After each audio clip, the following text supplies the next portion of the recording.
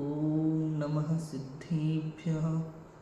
ॐ नमः सिद्धेभ्यः। ॐ नमः सिद्धेभ्यः। नमो अरिहन्ताणं नमो सिद्धाणं नमो आयर्याणं नमो उवज्झायाणं नमो लोये सव्यसाहुणम्। मङ्गलं भगवान् वीरो मङ्गलं गौतमो गणी मङ्गलं कुन्दकुन्दार्यो जैनधर्मोऽस्तु मङ्गलं। सर्वमङ्गल्यमाङ्गल्यं सर्वकल्याणकारिकं प्रधानं सर्वधर्माणां जैनं जयतुशासनं जैनं जयतुशासनं। जिनाधीश शिवैस नमी सहस गुणित विस्तार सिद्ध चक्र पूजारचु शुद्ध त्रियोग समार।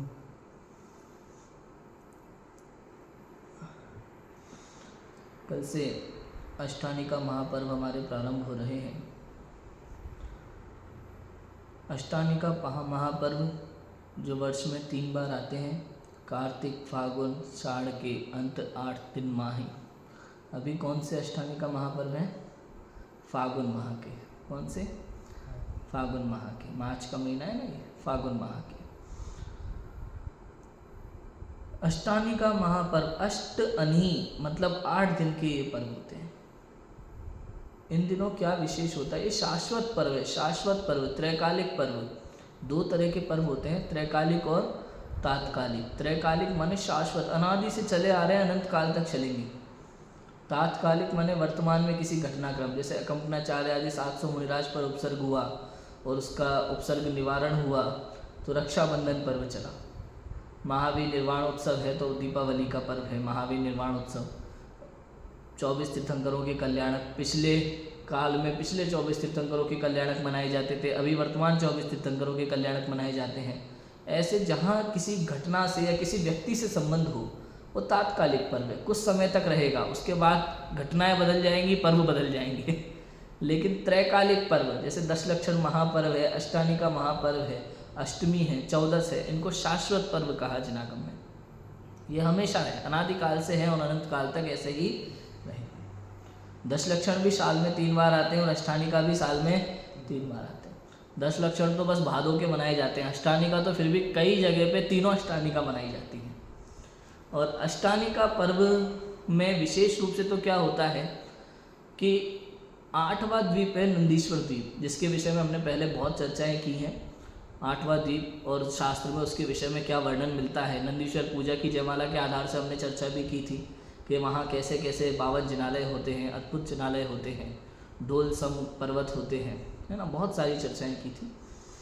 तो 8वां द्वीप है नंदीश्वर द्वीप। अब ये पहला जम्बू द्वीप, पूरे मध्य लोक के सबसे मध्य में जम्बू द्वीप 1 लाख योजन का, फिर 2 लाख योजन का लवण समुद्र है, 4 लाख योजन का घात की खंड द्वीप है, 8 लाख योजन का कालोदधी समुद्र है। ऐसे बढ़ते बढ़ते बढ़ते बढ़ते 8वां द्वीप आता है, उसका नाम क्या है? नंदीश्वर द्वीप। मनुष्य तो 2.5 द्वीप तक ही रहते हैं, 2.5 द्वीप में मानुष्योत्तर पर्वत आ जाता है ना। तीसरा द्वीप जो है पुष्कर द्वीप, उसके बीचों बीच मानुष्योत्तर पर्वत बना हुआ है, जिसके कारण से अर्ध भाग को अर्ध पुष्कर कहते हैं। तो जम्बू द्वीप, धात की खंड द्वीप और अर्ध पुष्कर ये मिलके हो जाता है 2.5 द्वीप। तो 2.5 द्वीप के बाहर ना तो मनुष्य जन्मते हैं ना ही मनुष्य जा सकते हैं, भले तीर्थंकर का जीव ही क्यों ना हो, वो भी 2.5 द्वीप के बाहर नहीं जा सकते, ऐसा नियम है। तो देवलोक नंदीश्वर द्वीप में जाते हैं, वहाँ अकृत्रिम जिनालय हैं, 52 अकृत्रिम जिनालय हैं। वहाँ जा कर के दर्शन करते हैं, पूजन करते हैं, भक्ति करते हैं। और वहाँ दिन रात का कोई भेद नहीं होता। कोटि शशि भानुद्युति तेज छिप जाते, लाखों करोड़ों सूर्य चंद्रमा है वहाँ पे, लाखों करोड़ों सूर्य चंद्रमा, करोड़ों सूर्य चंद्रमा में उनका भी तेज छिप जाता है। किससे? जिनेंद्र भगवान की जो रत्नमयी प्रतिमा है, उन रत्नों का इतना तेज होता है कि करोड़ों सूर्य चंद्रमाओं का तेज उनके आगे फीका पड़ जाता है। तो वहाँ दिन रात का कोई भेद नहीं होता। तो 24 घंटे लगातार वहाँ पूजा होती है। और 4 निकाय के जो देव हैं, वैमानिक देव हैं, ज्योतिष देव हैं, व्यंतर देव हैं और भवनवासी देव हैं, ये सब एक एक दिशा में वहाँ दर्शन करते हैं और आगे बढ़ते जाते हैं और दर्शन वंदना करते जाते हैं। इस तरह से वहाँ पूजा अर्चना की जाती है। और चूँकि हम मनुष्य लोग वहाँ तक नहीं जा सकते, ढाई द्वीप के बाहर मनुष्य नहीं जा सकते, इसलिए हम यहीं पर भाव रूप से जिनालय में बैठ करके, नंदीश्वर द्वीप की जिनालयों की स्थापना करके, जिनबिंबों की स्थापना करके हम यहीं पे भाव निक्षेप से उनकी पूजन करते हैं। ठीक है। वहाँ सिर्फ अष्टानिका में जाते हैं कि हमेशा जाते हैं? अष्टानिका में, सिर्फ अष्टानिका। बाकी समय नहीं? बाकी समय कोई को दर्शन करने का भाव आए तो जा सकते हैं, रोकते नहीं। लेकिन अष्टानिका में कंपलसरी जाते ही जाते हैं, ऐसा नियम है, उस समय जाते ही हैं, ऐसा है। अब इसी अष्टानिका पर्व से एक और चीज़ जुड़ी है, सिद्ध चक्र विधान। ये बड़ा प्यारा विधान है, सिद्ध चक्र विधान, बहुत ही भावपूर्ण विधान है। सिद्ध चक्र, चक्र का अर्थ होता है समूह। चक्र का अर्थ क्या होता है? समूह, माने सिद्धों का समूह। अनंत सिद्ध जो सिद्धालय में विराजमान हैं, उन अनंत सिद्धों की आराधना करना, उन अनंत सिद्धों का गुणगान करना, ये सब अष्टानिका महापर्व के अवसर पर अनेक जिनालयों में श्रावक लोग भक्ति सहित करते हैं।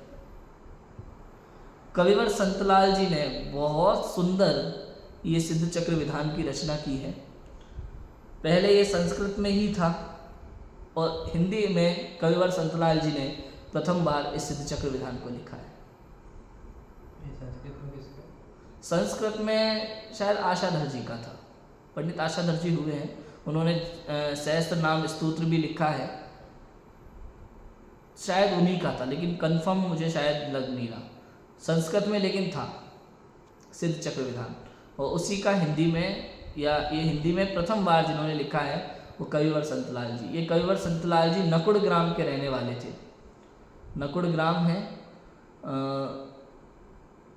कौन से शहर, सहारनपुर के पास, सहारनपुर ज़िले में नकुड़ नाम का ग्राम है। वहाँ ये कविवर संतलाल जी का जन्म हुआ था, वहाँ के रहने वाले थे। और वहाँ से कुछ दूरी पर ही हिमालय पर्वत है, और वहाँ इन्होंने अपने गांव में सिद्ध चक्र विधान की रचना की है। बहुत ही सुंदर, बहुत ही प्यारा विधान है। अध्यात्म और भक्ति का समावेश इस विधान में है। अध्यात्म और भक्ति का समावेश इस विधान में देखने को मिलता है। मतलब आप कई जगह देखोगे, कई जगह भक्ति में लोग ऐसी ऐसी व्यवहारिक रचनाएं कर देते हैं कि वो जिनेंद्र भगवान के ऊपर घटित ही नहीं होती। बराबर है, लोग व्यवहार रागी देवी देवताओं के लिए जो भक्ति में शब्द प्रयोग होते हैं वही इधर प्रयोग कर देते हैं। और कई जगह अपन ने इतना अध्यात्म भर दिया कि भगवान के सामने अपनी पूजा कर रहे हैं, है ना, अपनी जयकारे लगा रहे कि मैं अनादि अनंत हूँ, मैं ही भगवान हूँ, मैं ही सिद्ध हूँ, मैं ही फलाना हूँ, मैं ही ठिकाना हूँ।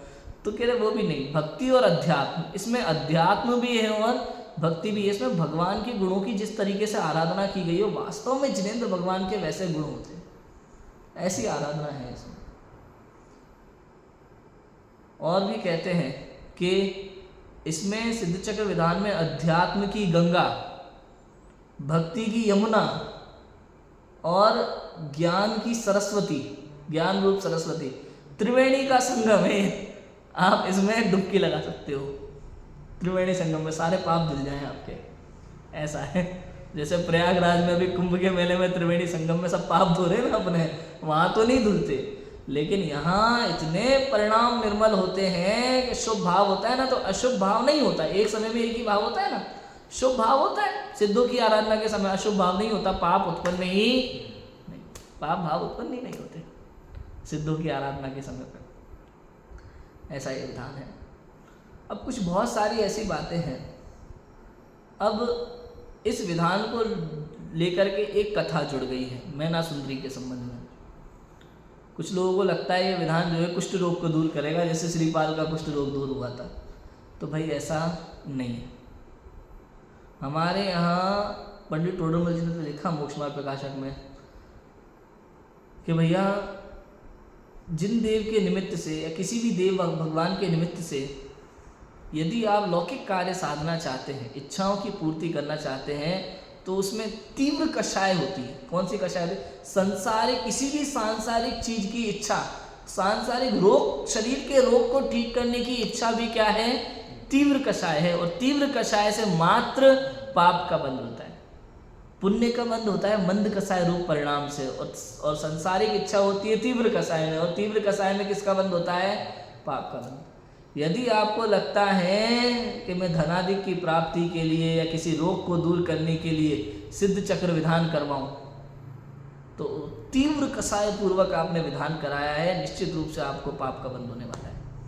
निस्वार्थ भाव से जो सिद्धों की आराधना करने के लिए, अनंत सिद्धों का गुणगान करने के लिए, सिद्धों जैसा बनने के लिए सिद्ध चक्र विधान कराता है, वो वास्तव में सम्यक दर्शन का पात्र बनता है, मोक्ष मार्ग का पात्र बनता है।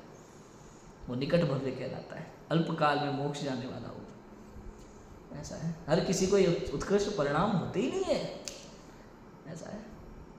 तो भाई ऐसा क्यों लिखा मेरा सुंदरी और श्रीपाल के संबंध में? भाई प्रथमा नियोग की शैली है, अपन ने पढ़ा ना मोक्ष मार्ग प्रकाशक में। प्रथमा नियोग की ये शैली है कि भाई जब भी कोई आप उत्कृष्ट कार्य करते हैं, अच्छा कार्य करते हैं, और अचानक आपको उसके तुरंत बाद कोई लाभ मिल जाए, तो भले वो किसी भी कर्म के निमित्त से मिला हो, किसी भी परिणाम का फल हो, तो एक अच्छे कार्य पे उसका भार डाल दिया जाता है। ये प्रथमा नियोग की कथन शैली होती है। जैसे आपको अभी व्यापार में लाभ हुआ, तो पहले कभी कोई परिणाम किए थे, भगवान की भक्ति स्तुति या कोई भी परिणाम पहले किया था, उसके फल में अभी आपको व्यापार का लाभ हुआ है। लेकिन अभी अभी तुरंत आपने कोई अच्छा कार्य किया, नेक कार्य किया, पूजा किया, विधान किया, दान किया, बोली की, जो भी आपने किया, कोई भी सामने वाला व्यक्ति उस समय यही कहेगा कि तुमने वो किया था ना, उसी के फल में ये हुआ है। जबकि ऐसा ये कहने की एक शैली होती है, स्टाइल होती है। प्रथमा नियोग के कथन करने की ऐसी स्टाइल है कि उस समय उन्होंने सिद्धों की आराधना की, सिद्ध चक्र विधान किया, और उसका कुष्ठ रोग दूर हो गया, तो सिद्ध चक्र विधान को निमित्त बना दिया। लेकिन वास्तव में वो सिद्ध चक्र विधान के कारण ही हुआ, ऐसा नहीं। और हुआ भी हो तो उसमें आपत्ति नहीं है, लेकिन इसके कारण से उसका हुआ, उसके कैसे परिणाम थे, कौन से कर्म का बंध था, और कितने समय के लिए स्थिति थी, कब उदय में आना था, आप कर्णानियोग पढ़ोगे तो समझ में आएगा। प्रत्येक जीव के भिन्न भिन्न परिणाम होते हैं, भिन्न भिन्न कर्म का बंध होता है, भिन्न भिन्न स्थिति होती है, भिन्न भिन्न उदय होता है।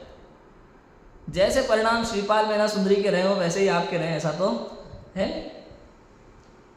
हो सकता है आज कोई परिणाम बंधा और ऐसे कर्म की स्थिति लेकर के बंधा कि 1 साल बाद उदय में आएगा, किसी के 2 साल बाद उदय में आएगा, जिसके जैसे परिणाम उसके वैसा बंध होता है और वैसा ही उदय में आता है।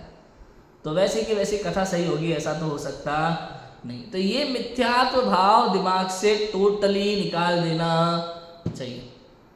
ये अलौकिक विधान है, वो सिद्धों की आराधना का विधान है, अनंत सिद्धों का गुणगान करना है इसमें हमें। इस विधान में केवल अनंत सिद्धों का गुणगान नहीं किया, बल्कि सिद्ध बनने का मार्ग भी इस विधान में निरूपित किया कईवर संतलाल जी ने। पहली पूजन की जयमाला में गुण स्थानों के क्रम से संसारी जीव पहले सम्यक दर्शन प्राप्त करेगा, मुनि दशा होगी, मुनि दशा के बाद कैसे कैसे चपक श्रेणी में चढ़ेगा और शुक्ल ध्यान का चौथा पाया लगा के केवल ज्ञान प्राप्त करेगा, और सिद्ध शाम को पूरा वर्णन लिखा है पहली जयमाला में। कल हम चर्चा करेंगे उसकी। इतनी गजब की बातें हैं, आप देखो। वो लोग कुष्ठ रोग दूर करने के पीछे पागल हैं। अरे बीमारी दूर करने के लिए विधान नहीं है, शरीर के रोग दूर करने के लिए सिद्ध चक्र विधान नहीं है, संसार रूपी रोग का इलाज करने के लिए सिद्ध चक्र विधान रूपी दवाई है, औषधि है। समझ में? ऐसा है। तुझे शरीर की बीमारी लगती है, लेकिन अनादिकाल से संसार दुख में तो चल रहा है। ये भव रोग जो तुझे हुआ है, तुझे इस बीमारी की खबर नहीं है, इसके इलाज करने की तुझे इच्छा ही नहीं है, और ये उसकी औषधि है। यहाँ तो यही बात। और कुछ महत्वपूर्ण बातें भाई, सर्वप्रथम हमें जिनालय में क्या करना चाहिए? सिद्ध चक्र विधान के पहले मालूम है आपको क्या होता है? जाप पे लिए जाते हैं अपनी शक्ति अनुसार 11,000, 21,000, 31,000, 51,000, 1,00,000। इसमें ओम ह्रीम मसी आउसा नमः इस प्रकार के जाप होते हैं। आपको पहले संकल्प लेना होता है कि हम इतने जाप पे रोज देंगे। ये विधान की एक विधि है। तो एक अलग खाली कमरे में साफ चौकी पर, जो शुद्ध जल से एकदम शुद्ध की हुई जो चौकी होती है, उस चौकी पर, सिंहासन पर यंत्र विराजमान करना, ऊपर चंदोवा बांधना और उस पर एक छत्र बना देना, इस तरह की विधि होना चाहिए। और धोती दुपट्टे, शुद्ध धोती दुपट्टे पहन करके ही जाप पे कक्ष में बैठना चाहिए। नियम है, नियम है। अभी तो बहुत सारे लोगों को यही नहीं पता कि शुद्ध धोती दुपट्टे मतलब क्या। प्रक्षाल पूजन भी करते हैं, अभिषेक करते हैं लोग, तो शुद्ध धोती दुपट्टे का मतलब नहीं समझते हैं क्या है। लोग क्या करते हैं, ये समझते भाई धोती दुपट्टे मतलब पूजा के कपड़े। भाई ऐसा नहीं है, ऐसा नहीं है। धोती दुपट्टे और शुद्ध धोती दुपट्टे में बड़ा अंतर है। धोती दुपट्टे सामान्य कोई भी पहन सकता है, लेकिन शुद्ध धोती दुपट्टे एक अलग चीज है। रात्रि में जिनको शुद्ध प्रासुक जल में भिगोया हो और किसी ऐसी जगह पे सुखा दिया जहां दूसरा कोई व्यक्ति उनको स्पर्श ना करे, समझ में आया? और सुबह उठ करके नहा धो करके जो गीली टावल होती है, उस गीली टावल बिल्कुल भी सूखी ना रहे, इतनी गीली टावल पूर्ण रूप से जिसने पानी को पूरा पी लिया हो, ऐसी गीली टावल को लपेट करके तब आप उन धोती दुपट्टों को स्पर्श करेंगे, उन्हें पहनेंगे। और उसके बाद ना तो किसी कपड़े के आसन पे आपको पैर रखना है, ना किसी पर्दे को स्पर्श करना है। खिड़की पे, दरवाजे पे कोई पर्दा लगा हो तो आप स्पर्श नहीं कर सकते, क्योंकि सामान्य कपड़ों में उसे स्पर्श किया गया है, वो अशुद्ध है। हाथ में कोई धागे की चीज ना हो, गले में कोई धागे की चीज ना हो। उन धोती दुपट्टों को पहन के आप टॉयलेट नहीं जा सकते, पानी तक नहीं पी सकते, खाना नहीं खा सकते। अगर आपने पानी भी पी लिया धोती दुपट्टे पहन करके, तो धो करके भी दोबारा उसको प्रक्षाल पूजन में उपयोग नहीं कर सकते, अभिषेक में उपयोग नहीं कर सकते। ऐसा नियम है, समझ में आया? सखरा माना जाता है उसे। लोगों को ये विधि नहीं पता, बहुत सारे लोगों को। कुछ लोग तो ऐसे ही आएंगे जो सामान्य कपड़े पहने हैं, धोती दुपट्टे उठाए, बदले और चल दिए अभिषेक करने। भाई ऐसा नहीं होता है। कोई कहता है नहीं हम पानी डाल के मंत्र पढ़ के शुद्ध कर लेंगे। भाई ऐसा तो कपड़े पहन के शुद्ध कर लेता, तुझे टी शर्ट पहन के आ जाता, फिर क्या दिक्कत थी? ऐसा नहीं होता। बात समझ में आ रही है कि नहीं आ रही? कई लोग तो जो अशुद्ध डेली के अंडरवेयर बनियान होते हैं वो भी पहन के चले जाते हैं, जबकि उनका तो उपयोग ही नहीं करना। बहुत सारी चीज़ें ऐसी हैं। शुद्ध धोती दुपट्टा पहन करके ही जाप पे दें। और उसके बाद में अब महत्वपूर्ण बात यह है राजू भाई, विधान किसका है? ये सिद्ध चक्र विधान, इसमें किनका गुणगान है? विधान करने वाला कैसा होना चाहिए, कराने वाला कैसा होना चाहिए, ये सब बातें लिखी है सिद्ध चक्र विधान की मंगलाचरण में, स्टार्टिंग में लिखी है ये सारी बातें। मैं कैसा होना चाहिए, विधान गुणगान किसका करना है, और गुणगान करने वाला कैसा हो, गुणगान कराने वाला मतलब विधान कराने वाला कैसा हो, विधानाचार्य कैसा हो, उसके बारे में। सबसे पहले देखो मंगलाचरण में इसमें गुणगान किसका है, विधान किसका है, पढ़ते हैं। देखो, जिनाधीश शिव ईस नमी, सहस गुणित विस्तार, सिद्ध चक्र पूजा रचू, शुद्ध त्रियुग समान। क्या कहा? जिनाधीश, जो जिनों के भी अधीश राजा हैं। जिन माने सकल परमात्मा, अनंत भगवान, उनके भी जो राजा हैं माने निकल परमात्मा सिद्ध भगवान। अरिहंत भगवान जिनके 4 घाती कर्मों का ही अभाव है, अघाती कर्म विराजमान है शेष।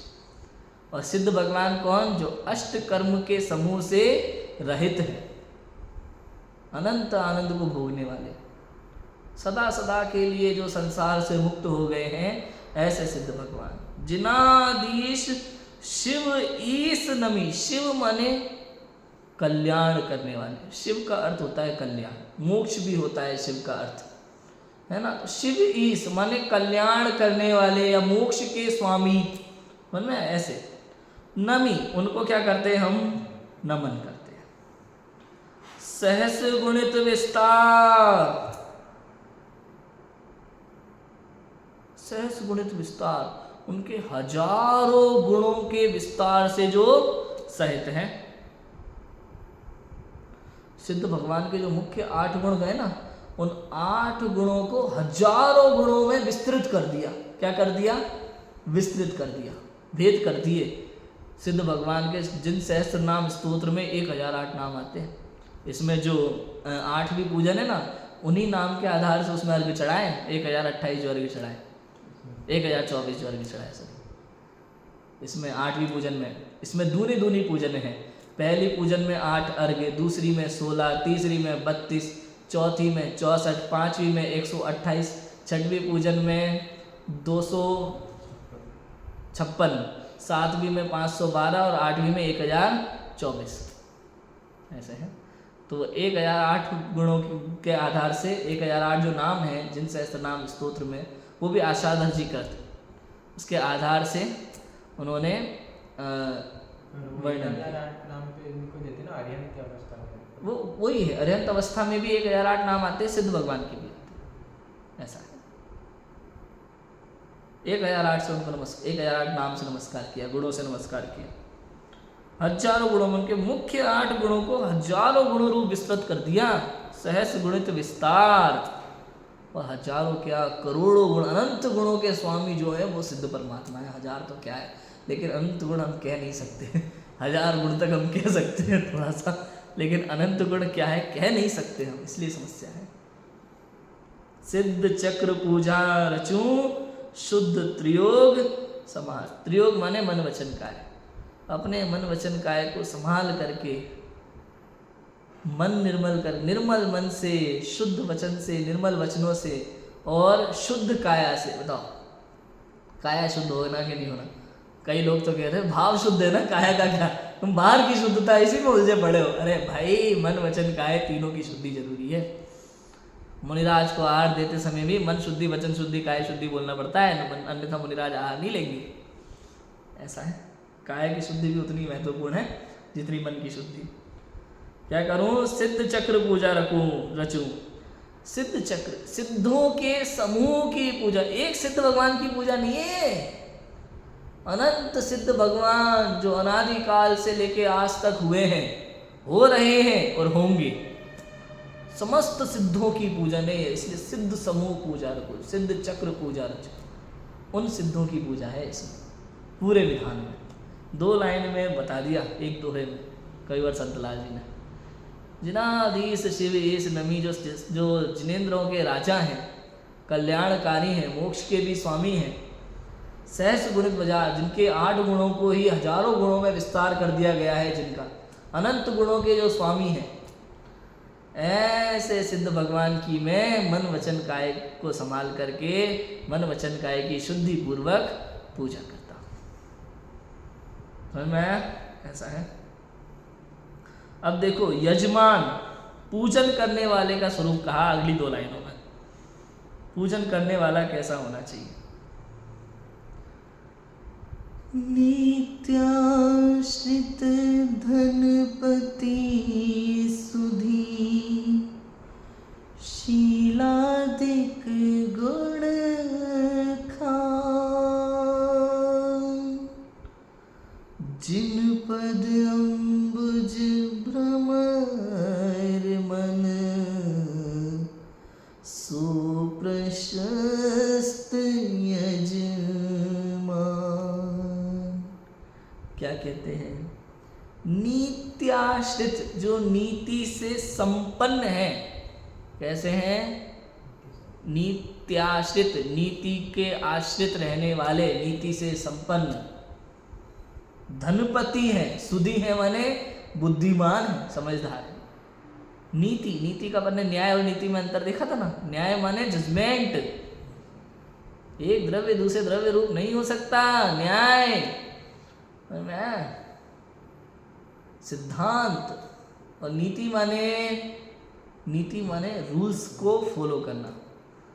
कोई रूल बनाए गए हैं, कोई नीति है, नीति के विरुद्ध है ये। अच्छा, एक बार को आप कर लो, देखो दुनिया में कई बातें ऐसी होती नीति विरुद्ध चलती, लेकिन होती तो नीति चल जाती हैं। कई चीज़ों में न्याय अदालत सजा नहीं देगा, अदालत में मान्य भी हो जाएंगे, लेकिन लोक नीति के विरुद्ध होता है। 50 साल का आदमी आपके पास विवाह का कार्ड लेकर के आए राजू भाई, कैसा लगेगा? कोई दिक्कत नहीं, कोर्ट सजा नहीं देगा उसको, लेकिन आप क्या कहोगे? आपके बेटे की शादी है? नहीं, हमारी खुद की है। नीति है, नीति पूर्वक नहीं है, नीति विरुद्ध। लेकिन क्या कहते हैं, सिद्ध चक्र विधान करने वाला, जिनेंद्र भगवान की पूजा करने वाला, भक्ति करने वाला व्यक्ति कैसा होना चाहिए? नित्याश्रित, समझ में आया? नीति से संपन्न होना चाहिए, जिसके जीवन में अनीतिपूर्ण व्यवहार ना हो, लोक में जिसको गंदा माना हो, लोक में जिसको बुरा कहते हो, ऐसी बातें उसके अंदर ना हो, लोक निंदे ना हो। लोक में जिन बातों की निंदा की जाती है, ऐसी बातें उसके जीवन में ना हो। किसके जीवन में? जो ये सिद्ध चक्र विधान करने वाला व्यक्ति है। कराने वाले का बाद में बात करेंगे, अभी करने वाले की बात कर रहे हैं। जो जो विधान करना चाहता है वो सब नीति के आश्रित हो। धनपति, धनवान हो। अब धनवान माने भाई हर किसी के पास पैसा हो, ये तो जरूरी नहीं है, ये तो पुण्य के आश्रित बात है। तो यहाँ धनवान से आप लगाना गुणवान। कैसा? गुणवान, गुणों से संपन्न हो, नीति से संपन्न हो और गुणों से संपन्न हो। या धनवान का अर्थ ये भी लो कि जितना धन हो वो रोता नहीं हो धन को लेकर के, समझ में आया? संतोषी व्यक्ति हो। धनवान से संत, धनवान का मतलब ये नहीं कोई करोड़पति आदमी विधान करे भैया, सामान्य आदमी को विधान करने का अधिकार नहीं है, ऐसा नहीं है। मतलब क्या? धनवान माने एक तो गुणवान, दूसरा जितना धन है उसमें संतोष प्राप्त करता हो कि मेरे लिए पर्याप्त है, ऐसा व्यक्ति विधान करने वाला हो। ऐसा ना लगे कि पूजन करते समय अरे यार 200 रुपए के चावल लाया था, आज ही खत्म हो गए, अब क्या हो, ऐसा व्यक्ति नहीं है। समझ में आ रही बात? ऐसा नित्याश्रित धनपति सुधी। सुधी, सुधी माने वास्तव में सुधी का अर्थ सम्यक ज्ञानी होता है, लेकिन सुधी का अर्थ सामान्य बुद्धिमान भी लो आप, सम्यक ज्ञानी। अब हर व्यक्ति सम्यक दर्शी नहीं। वास्तव में तो ऐसा लिखा कि चौथे गुण स्थान के बाद ही धर्म शुरू होता है, धर्म ध्यान शुरू होता है। पूजा पाठ, सच्चे पूजा पाठ भक्ति तो चौथे गुण स्थान वर्ती के ऊपर ही है, लेकिन फिर भी पहले गुण स्थान वर्ती जीव भी पूजा भक्ति करता है, उसमें कोई बुराई नहीं है। तो यहाँ सम्यक ज्ञान भी अर्थ है और बुद्धिमान भी अर्थ है। सुधी मतलब समझदार व्यक्ति, बुद्धिमान व्यक्ति। शीलादिक गुण खान, शीलादिक से सहित हो। शील के भी अर्थ होते हैं। शील माने एक तो शील का अर्थ एक तो आत्मा के गुण, आत्म तत्व, अपने आत्म गुणों से संपन्न हो, आत्म गुण की दृष्टि हो, आत्म तत्व की श्रद्धा जिसे हो, एक तो वो शील है ना। दूसरा ब्रह्मचर्य आदि गुणों का पालन करता हो, ऐसा शील। पर स्त्री रमण आदि उसके जीवन में ऐसी अनीतिपूर्ण जी बातें ना हो, ऐसा शील। शील आदि गुण खान, ऐसे गुणों की खान हो। समझ में आया? जिन पद अंबुज भ्रमर मन, अंबुज का अर्थ होता है कमल। जैसे भ्रमर जो है भौरा, कमल के ऊपर उसका मन मंडराता है, भौरे का मन मंडराता है, माने मन तो उसके होते ही नहीं है, चार इंद्रिय जीव है भौरा, लेकिन जैसे कमल के ऊपर भौरा मंडराता है, ऐसे ही जिन पद अंबुज भ्रमर मन, मेरा मन, मन रूपी भौरा, मेरा मन रूपी भौरा, पद माने कमल, चरण कमल, जिनेंद्र भगवान के चरण कमल के ऊपर मंडराए, माने मेरा मन चरण कमल में लग जाए, जिनेंद्र भगवान के चरणों में मन लगा रहे, ऐसा चीज। सो प्रशस्त यजमान, अर्थात ऐसा जीव जिसके लिए रागी वीतरागी दोनों समान ना हो, जो जिनेंद्र भगवान के चरणों में ही अपने मन को रमाए, जिनेंद्र भगवान के अलावा किसी और देवी देवता में जिसकी कोई रुचि ना हो, ऐसा जीव। रागी देवी देवताओं को जिनके चरणों में शीश ना झुकाता हो, कुदेव कुशास्त्र कुगुरु से दूर रहता हो, षडनायतन से दूर रहता हो, मिथ्यात्व से दूर हो, ग्रहित मिथ्यात्व से दूर हो, ऐसा जीव। जिनेंद्र भगवान के चरणों में जिसका मन रमता हो, ओहो, एक गजब की बात है। आप देखो, हे प्रभु मैंने समस्त संसार देख लिया, कहीं कोई रागी कोई द्वेषी, किसी को नार भाती है, किसी को तलवार भाती है, किसी को युद्ध भाता है, किसी को प्रेम भाता है। हे प्रभु, मैंने तो आपको ही देखा जिसको आत्मा भाता है, अनंत सुख में रमते हैं, अपने अतीन्द्रिय आनंद में मग्न है। ऐसे जिनेंद्र भगवान, उनके चरण कमल में मैं मन रमाता हूँ। सो प्रशस्त यजमान, ऐसा व्यक्ति वास्तव में पुण्यशाली है, महान है, ऐसा व्यक्ति पूजन करने के योग्य है। ऐसा यजमान होना चाहिए पूजन करने वाला। समझ में आ गया? देखो आगे क्या कहते हैं, याजक अर्थात पूजन कराने वाले, अर्थात विधानाचार्य का स्वरूप, कि विधानाचार्य कैसा हो। देश काल विधि निपुण मति, निर्मल भाव उदार, मधुर बैन नैना सुधर, सोयाजक निर्धार, रत्नत्रय मंडित महा, विषय कषाय नलीश, संशय हरण सुहित करन, करत सुगुरु उपदेश। क्या लिखा? देश काल विधि निपुणमति, निर्मल भाव उदार। देश काल विधि को जानने में जो निपुण है,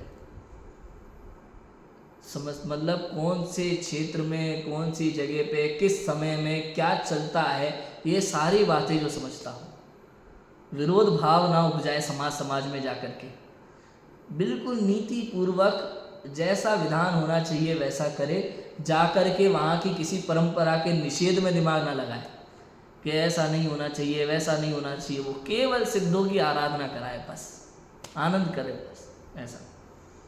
निर्मल भाव, परिणाम जिसके निर्मल हो, परिणाम जिसके मतलब विषय कषाय रूप परिणाम ना हो।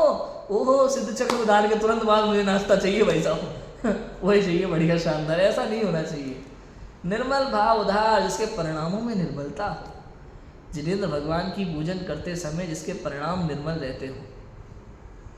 उदार, उदार व्यक्तित्व हो जिसका, मतलब धनादि की लालसा न हो, मान आदि की लालसा न हो, उदार व्यक्तित्व का धनी हो, किसी भी चीज की लालसा न हो, परिणाम निर्मल हो, उदार व्यक्तित्व हो। मधुर बैन, मधुर बैन, जिसके वचन मधुर हो, मधुर वचनों से सहित हो, मिष्ट भाषा बोलता हो, हित मित प्रिय वचन बोले, किसी को बुरा न लगे उसके वचनों से। कोई विधान कराने जाए, ऐसा विधानाचार्य जो कोई बात कह रहा है और चार आदमी उसका बुरा मान रहा है, ऐसे नहीं, बड़े प्रेम से कोई बात समझाए, अरे ये तो जिनेंद्र भगवंतों की वाणी है, ये जिनेंद्र भगवंतों की भक्ति है, इसमें सबका मन रमना चाहिए। मधुर बैन, नयना सुघर, नयन बड़े सुंदर हो जिसके, और सौंदर्य वाला हो। वक्ता के स्वरूप में भी अपन ने पढ़ा था, सुंदर वक्ता हो, शक्ल ही इसकी खराब हो तो लोगों को बैठने में मजा नहीं आएगा।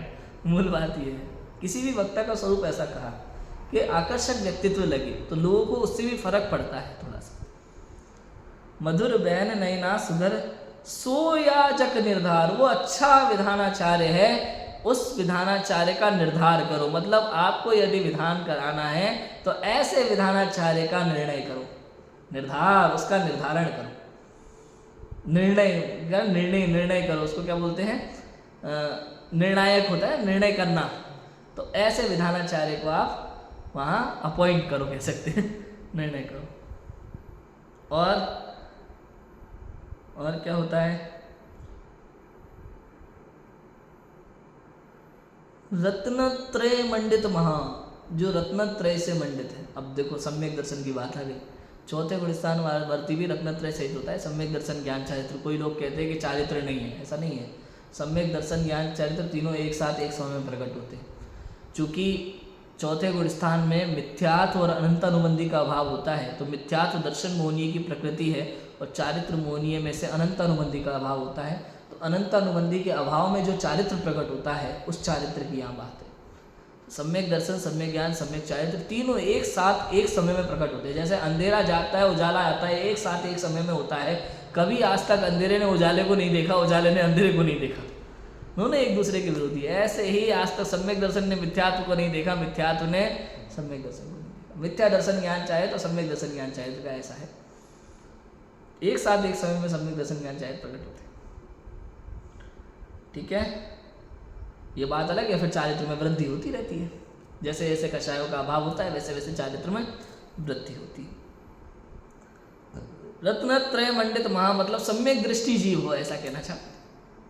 विषय कषाय न लेश, विषय कषाय न लेश, लेश। अब ये बात अगर कर्णनियोग की दृष्टि से देखोगे तो 10वें गुण स्थान के ऊपर जाना पड़ेगा आपको, लेकिन वहां नहीं लगाना, यहाँ चरणानियोग की दृष्टि से देखना है। मतलब दिखाई नहीं दे, हमें चरणानियोग क्या कहता है, हमें दिखाई नहीं दे, बस इतना, ऐसा हो, हमें दिखाई नहीं दे। हम विषय कषाय, गुस्सा नहीं करता हो, अभिमानी टाइप व्यक्ति ना हो। अरे मेरे जैसा विधान कराने वाला दुनिया में देखा है कभी? हैं, कितना सुंदर गाता हूँ मैं, क्या बात है, ऐसा ना हो, अभिमानी टाइप व्यक्ति ना हो, भक्ति की प्रधानता हो उसके जीवन में।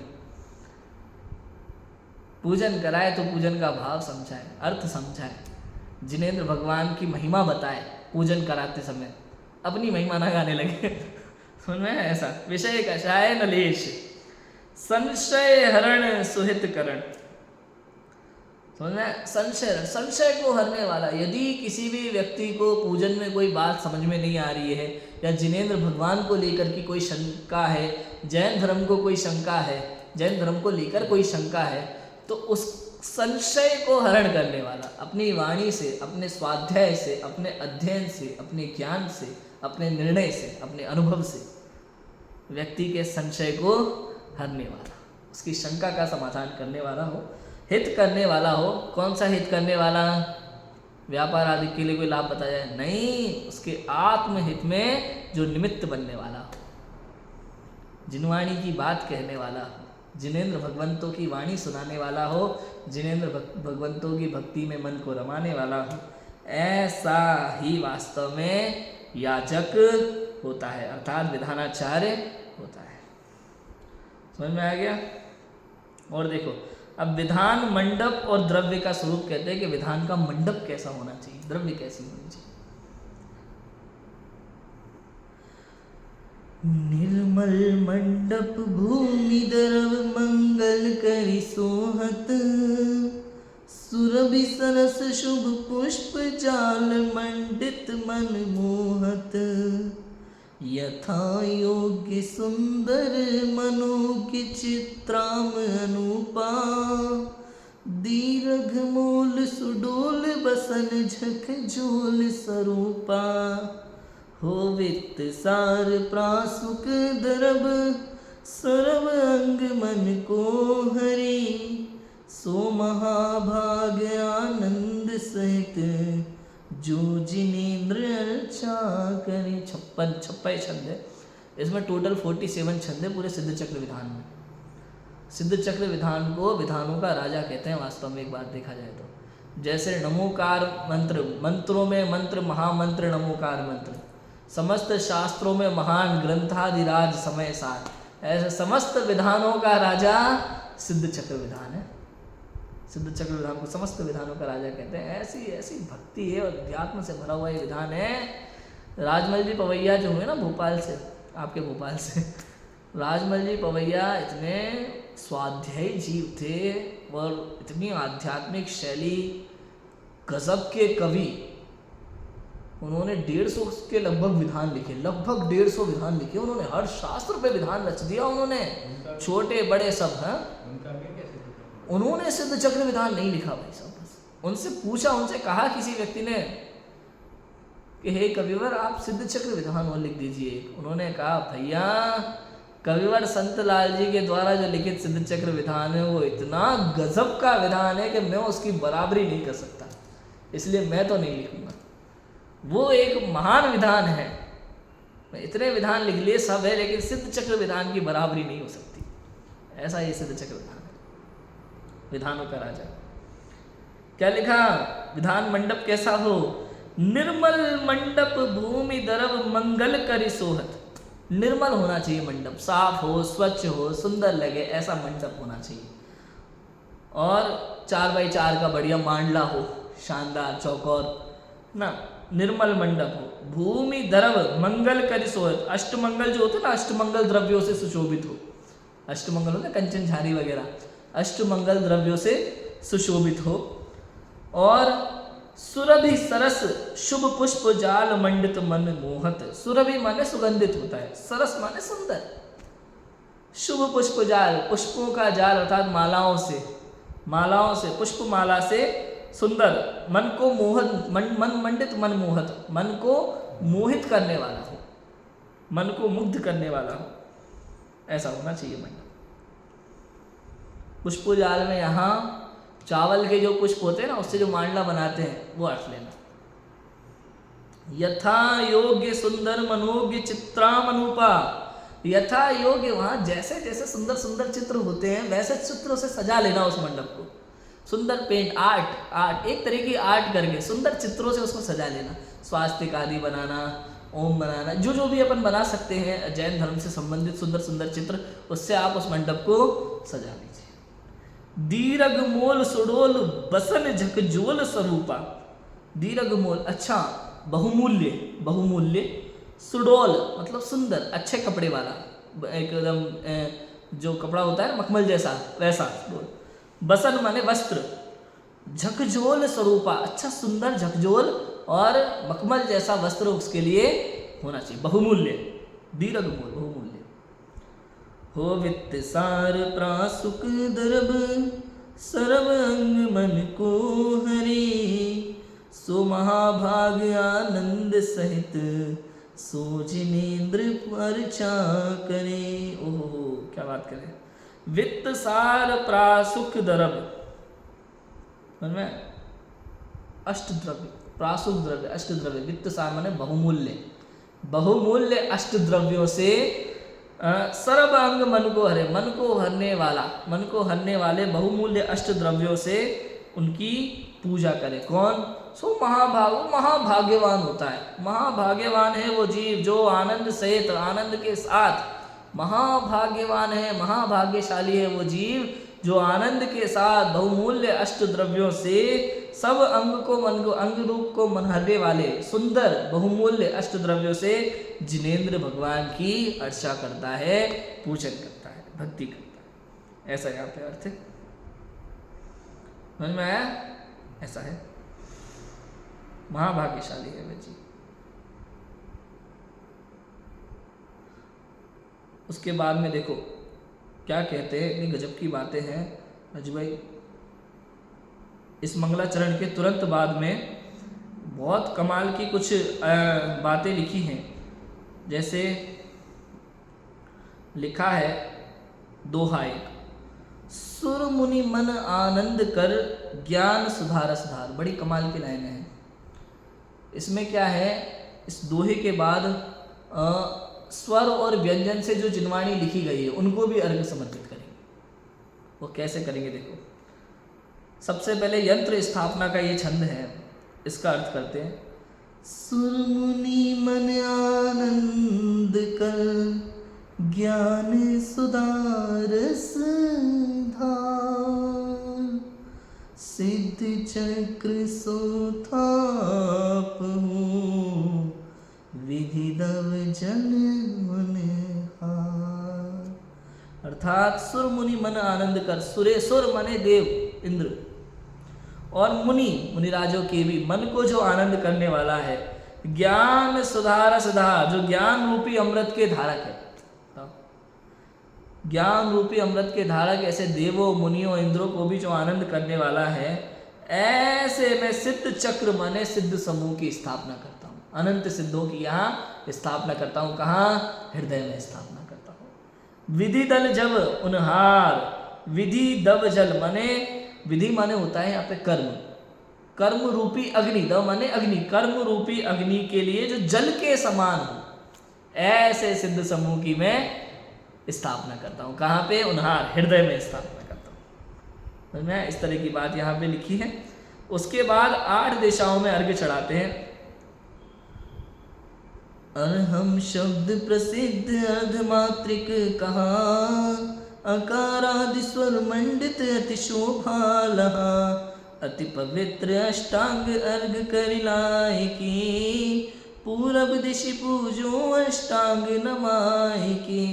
अर्हम शब्द प्रसिद्ध अर्धमात्रिक, ये अर्हम शब्द महाप्रसिद्ध है संसार में। अर्हम शब्द से अर्हत बनता है, लेकिन ये अर्हम शब्द में सारे स्वर आ जाते हैं रज भाई, स्वर स्वर अ आ इ ई उ ऊ, ये स्वर आ जाते हैं। अर्हम शब्द प्रसिद्ध अर्धमात्रिक महा, अर्धमात्राओं से संपन्न है, जो अर्धमात्रिक भी जिसे कहा। अकार आदि स्वर मंडित अति शोभा लहा। अब यहाँ पे जो अपना सिद्ध चक्र यंत्र होता है ना, उस सिद्ध चक्र यंत्र की बात करते हैं कि सिद्ध चक्र जो यंत्र होता है उसमें क्या क्या होता है। आकार आदि स्वरों से सुशोभित होता है। आपने देखा होगा चारों तरफ बने होते हैं ना, उसमें 8 दिशाओं में उस तरह के कुछ बीजाक्षर बने होते हैं सिद्ध चक्र यंत्र में, तो उसकी महिमा है। अति पवित्र अष्टांग अर्घ करिलाय के, अति पवित्र अष्टद्रव्य, अष्टांग अष्टद्रव्य, अष्टद्रव्यों को मिला करके अर्घ बना करके वो मैं क्या किया है मैंने, लाया हूँ। करिलाय के पूर्व दिशि पूजो अष्टांग नमाय के, पूर्व दिशा में जो बीजाक्षर है या पूर्व दिशा में जितने तीर्थ क्षेत्र हैं, अच्छे क्षेत्र हैं, उन सभी को मैं सिर झुका करके अष्टांग नमस्कार करता हूँ। क्या करता हूँ, अष्टांग नमस्कार करता हूँ, ऐसा कहते हैं। ऐसा है। अति पवित्र अष्टांग अर्घ करिलाय के पूर्व दिशा में जितने भी तीर्थ क्षेत्र हैं, अच्छे क्षेत्र हैं, उन सबको मैं क्या करता हूँ, अष्टांग नमन करता हूँ। और फिर अब ये तो हुई स्वरों की, इसमें सारे स्वर ले लिया, आकार आदि ले लिया, आदि में सब आ गए। अब व्यंजनों की बात लेते, क्योंकि जिनवाणी में खाली स्वर से तो काम हुआ नहीं, व्यंजनों का भी बराबर से प्रयोग किया है। व्यंजनों का लिया, वर्ण का वर्ग महान, अष्ट पूर्व विधि अर्घ ले, भक्ति भाव और ठान, पूजो हो आग्नेय दिशि।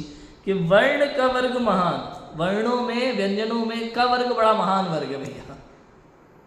अष्ट पूर्व विधि, पूर्व की विधि की तरह मैं वही अष्टार्घ लेकर के आया हूँ, और उनसे भक्ति भाव पूर्वक आग्नेय दिशि में जितने भी व्यंजन हैं उन सबको नमन करता हूँ, वर्णों की पूजा करता हूँ, और आग्नेय दिशि में जितने भी तीर्थ क्षेत्र अच्छे क्षेत्र हैं उन सबकी भी मैं भावपूर्वक दोनों बात है। यहाँ पे क्या है, सिद्ध चक्र का यंत्र विराजमान किया है, आग्नेय दिशि में विराजमान।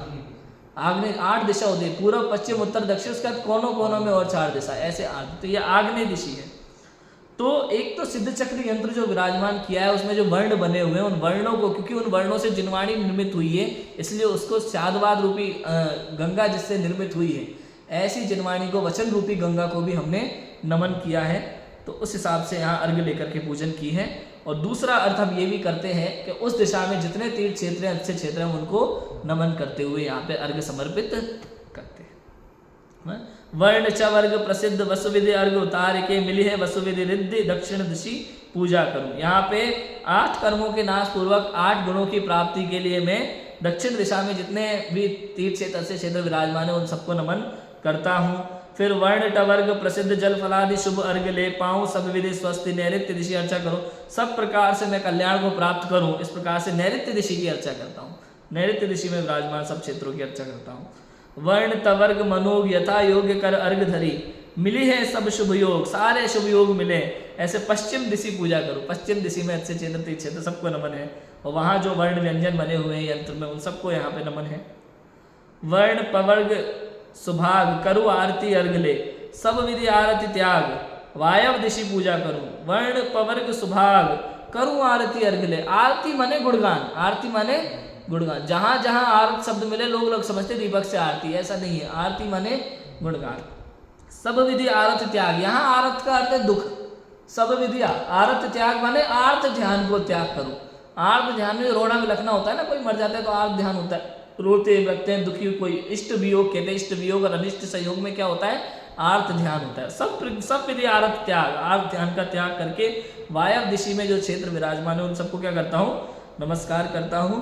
वर्ण या वर्गी सार दर्भ अर्घ वसुद्रव्य करी, भाव अर्घ उर्धार उत्तर दिशि पूजा करो।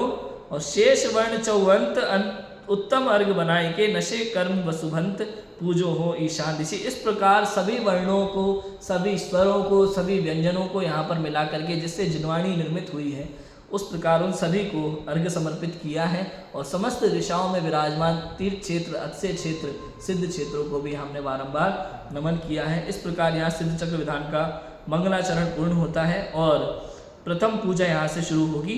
कल हम प्रथम पूजन की जयमाला का अर्थ थोड़ा समझेंगे कि क्या लिखा हुआ है, कविवर संतलाल जी किस प्रकार से जयमाला में सिद्धों का गुणगान करते हैं, वो हम समझेंगे। अभी की बात को विराम देते हैं। ओम नमः शिवाय।